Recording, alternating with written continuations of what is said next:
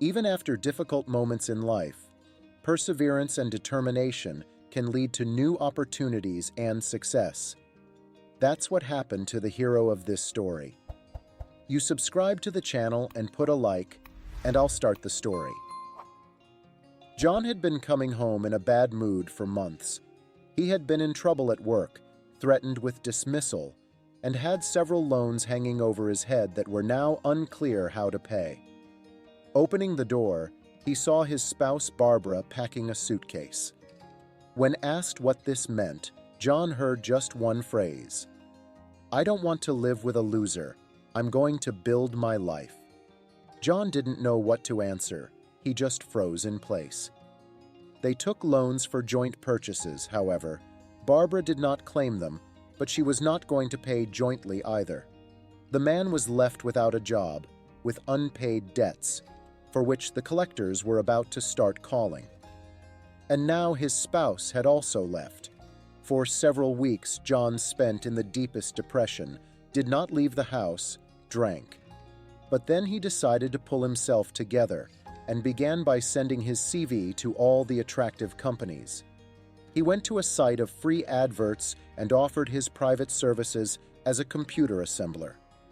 He used to do it as a part-time laborer when he was a student. Yes, and at work sometimes called to help to save money. First, there were private orders. Then he began to go on interviews. There seemed to be interesting offers, but John realized that it was much more profitable to go into private business. He was a logistician by profession, so it was easy to set up a supply of components for computers and organize sales and assembly to order. These same orders every day became more and more. John paid off all his debts.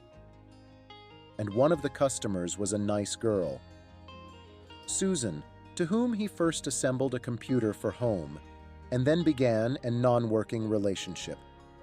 He and Barbara weren't officially divorced. They just weren't in touch. Suddenly the phone rang. It was Barbara. John was even a little confused. It turned out that her wife had changed her mind about the divorce. She's going through a bad time herself, but she learned that her husband was not such a loser at all, that he had a profitable business, which constantly brings a good income. Barbara asked to start all over again, explaining that she had done wrong then. And with this, she does not argue at all, but at that moment she was also confused. After all, the situation seemed hopeless, and John himself did nothing to get out of the hole.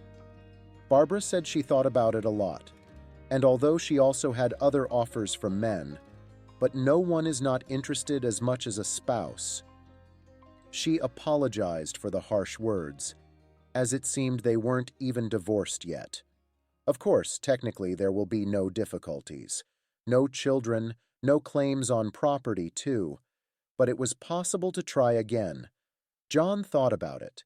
No, he did not stop loving almost ex-spouse.